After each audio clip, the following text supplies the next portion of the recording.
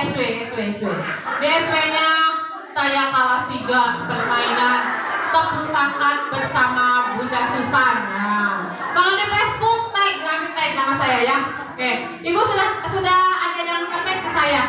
Nanti tag aja, tinggal dicari ada kok. Siap. Oke, sudah ya? Sudah kembali ke studio.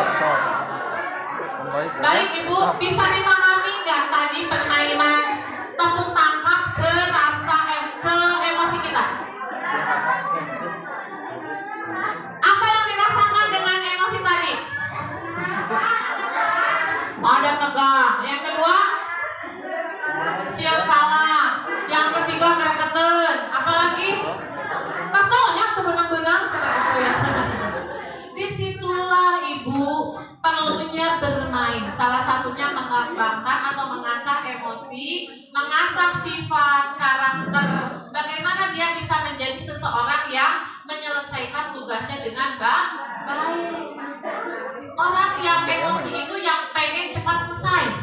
Pokoknya mah yang gerak-gerak nyabok gitu ya. Nah, padahal sudah ada aturannya sampai hitungan 3. Cung tadi yang baru hitungan 2 sudah nangkep. Itu ada kan yang baru hitungan 2 sudah opok gitu kan.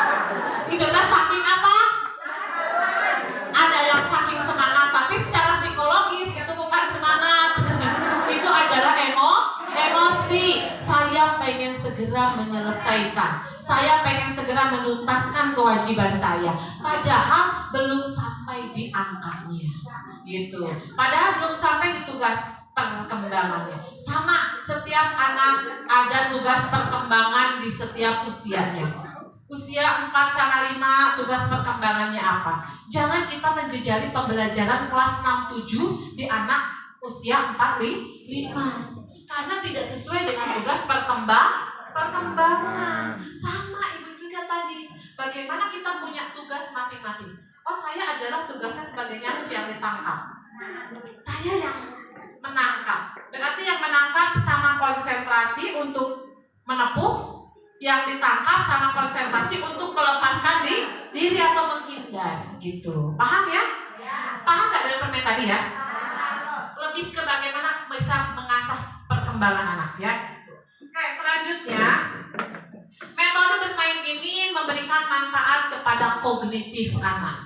Nah, diantaranya adalah manfaat mainan untuk perkembangan kecerdasan anak. Biasanya berhubungan dengan kemampuan imajinasi.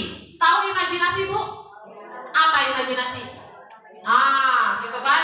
Berimajinasi bagaimana kita membayangkan gitu kan, saya akan sedang berada di salju gitu kan. Nah, saya sekarang sedang menjadi Superman gitu ya, atau diajak ke cerita-cerita Rasul gitu ya. Tapi kalau itu ceritanya Bilal, itu pasti anak nggak mungkin mau membayangkan kalau saya jadi Bilal, karena maunya apa? Ditindihan ku batu gitu ya. Nah, tapi paling anak lebih berpikir saya pengen jadi Bilal yang bagus suara azannya gitu ya, seperti itu. Diajak ke kisah-kisah, ke cerita-cerita zaman Rasul, bagaimana kita memperkenalkan Nabi kita, bagaimana memperkenalkan Khulafaur Rasyidin, semuanya dikenalkan kepada anak. Siapa yang paling gagah di antara sahabat Rasul gitu ya, seperti itu. Perkenalkan satu persatu. Seperti apa Hamzah, apa pedang Hamzah itu seperti apa, membunuh siapa yang dibunuh oleh pedangnya Hamzah. Itu semua kasih tahu kepada anak, diceritakan satu persatu. Itu namanya berkisah. Nanti kita akan bahas di yang metode kedua ya. Kita masih di metode pertama itu bermain. Nah, di sini anak berimajinasi menjadi seperti apa, maupun pengetahuan yang sistematis gitu ya. Oh, saya pengen menjadi serigala, gimana ya rasanya jadi serigala? Karena anak kan tidak menutup kemungkinan, dia suka berpikir pengen menjadi sesuatu yang kadang tidak mungkin di luar nalar. Pernah nggak anak ngomong begini? Aku pengen jadi apa tuh yang laba-laba teh? Spiderman ya? Gimana ya mah rasanya jadi Spiderman katanya. Anak kan suka gitu ya, nanya gitu. Padahal cerita Spiderman itu ada atau itu hanya fiktif belaka gitu. Kan nanti kita ada cerita, ada dongeng, ada kisah gitu kan. Kalau kita akan golongkan, anak itu kan nggak mau tahu itu dongeng, itu kisah, itu cerita. Pokoknya saya pengen jadi seperti itu aja. Kadang begitu kan anak-anak, saya pengen jadi seperti tokoh yang hebat, yang luar biasa. Siapa yang tinggi gagah itu siapa gitu. Kasih tahu ke anak biar mereka berpikir saya pengen menjadi seperti ini. Saya tahu kok Zaid bin Thabit itu apa, seperti apa, bagaimana perannya. Itu dikasih tahu ke anak kisah-kisahnya ya satu persatu. Kan ada ya di kurikulumnya di SKI ya kalau nggak salah, sejarah kebudayaan Islam atau tarikh ya kalau biasa dikenalnya. Nah itu kan ada sejarah-sejarah Nabi, sahabat-sahabat Nabi. Nanti kita belajar ke anak itu memperkenalkan tokoh-tokoh yang terkenal gitu ya, tokoh-tokoh yang luar biasa, yang hebat. Meskipun kita tetap harus memberitahu, ikuti pendidikan yang ada zaman sekarang gitu ya. Tetap mereka harus tahu, arahkan kepada anak bahwa oh iya betul Spiderman itu hebat gitu ya. Tapi kita belajar dari Spiderman itu ambil pesan moralnya apa? Bahwa dia adalah penolong, suka menolong orang gitu ya. Seperti itu, ajarkan dengan sifat karakter serigala gitu ya.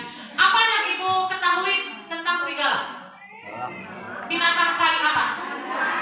Binatang buas. Yang kedua apa? Oh jahat ya. Yang ketiga galak ya. Yang keempat banyak yang gitu ya, galak ya. Serigala berbulu Hello, itu mah lain cerita Bu, lain judul ya. Ibu mau main Mr. Wok? Mau? Boleh, berdiri semuanya. Kalau main Mr. Wok.